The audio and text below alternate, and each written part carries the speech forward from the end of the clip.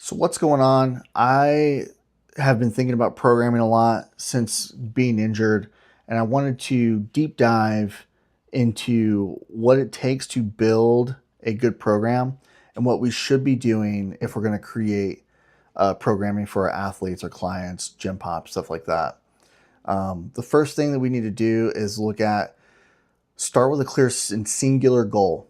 All right, every training plan should begin with one decisive question that we ask, and what adaptation are we trying to create? Whether we're trying to lose weight, gain muscle, body recomp, just build overall power, stuff like that. Because different goals are going to require different variables. So densities, intensities, different rest periods, different volumes, stuff like that. And also like different movements and stuff. So next thing we need to do is we're going to program for the human, not the ideal. So no program is going to be the number one best program that's going to work for every single person. We have to program for each individual. So you got to look at stuff like training age, schedule availability, recovery capacity, any injury history, stress levels, movement readiness, personal preferences, right? Because some people just might not like certain things. The well-designed plan, it's going to fit seamlessly into the athlete's life. So there's no perfect program, but there are programs that work, and there's some that just aren't going to work for that individual. Next thing we want to look at is choosing the correct tools, using movement as a strategy. So for exercise selection, it's like so for strength, squat, hinge, press, pull, carry, and then for hypertrophy, we can maximize tension and stability, safe volume, right? Stuff like that. For some of our tactical athletes that come from a tactical world, we're going to do more carries, sleds, sprints, odd object stuffs. We're still going to deadlift, we're still going to squat, and doing like pull-ups and stuff. And then for fat loss, large movement patterns. Get them to squat, get them to deadlift, get them to move. Just really, we want to move. If for fat loss, movement's going to be the key there. What I like to think is good programming is strategic minimalism. We don't want to throw in a bunch of fluff in there. Okay. The next thing, progression, it's going to be the engine of adaptation. So progressive overload is kind of what we always look at, whether it's strength, hypertrophy, any of that stuff. And the things that we can move is stuff like load, rep, sets, tempo, rest periods, range of motion, density, work per unit of time, and complexity. All right, how complex is our stuff getting? As long as one or more of these variables progresses, then the athlete's going to continue to adapt, right? Number 5, what we're looking at is stress, fatigue, and periodization. Programming is stress management, basically, is what it comes down to. Too much stress, you can lead to burnout, injuries, and regression. You can see athletes' numbers go down when you're just crushing them. Too little stress, you're never going to see any progress. And then when you create the correct amount of stress, that's when you start seeing adaptation, seeing athletes getting stronger. Okay. Next thing is tracking performance. All right. Good programs are going to monitor subjective and objective feedback. Subjective feedback things are like RIR and RPE. I use both of those. I think they're great. Sleep quality, motivation, or stress levels, because these are all just subjective to the individual. And then objective stuff is volume, load, bar speed, total reps, repetition, session density, session strength indicators.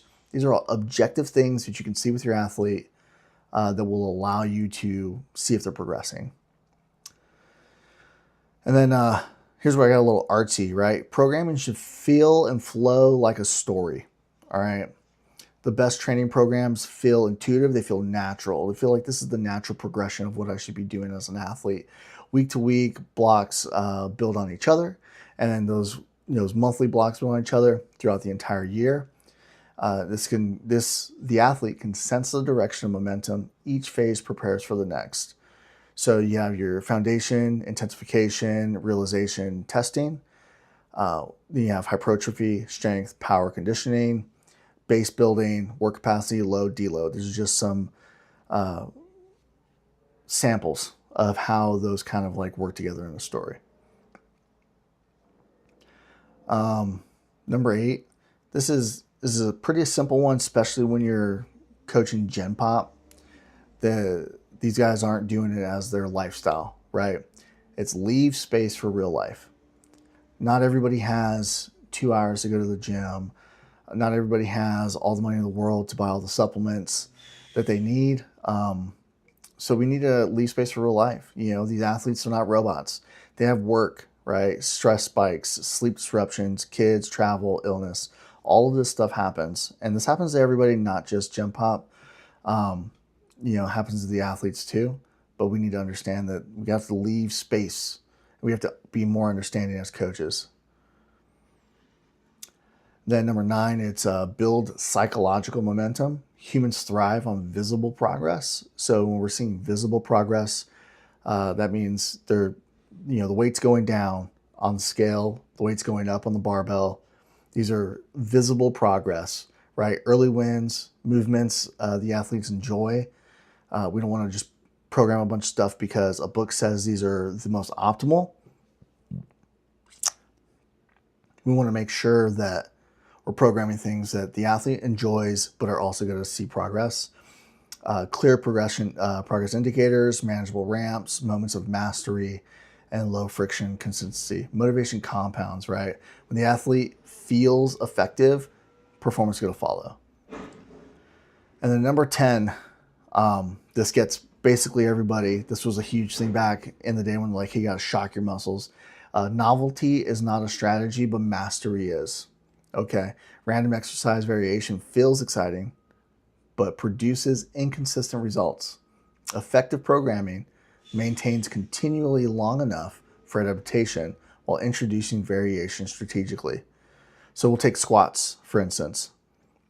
We can start with, we do box squats, pause squats, front squats, back squats. We're going to create variation strategically throughout an entire program, but it's all leading to one goal, which is to make a strength athlete stronger, whether they're a power lifter and they're just trying to get their back squat stronger. All of these variations are going to help.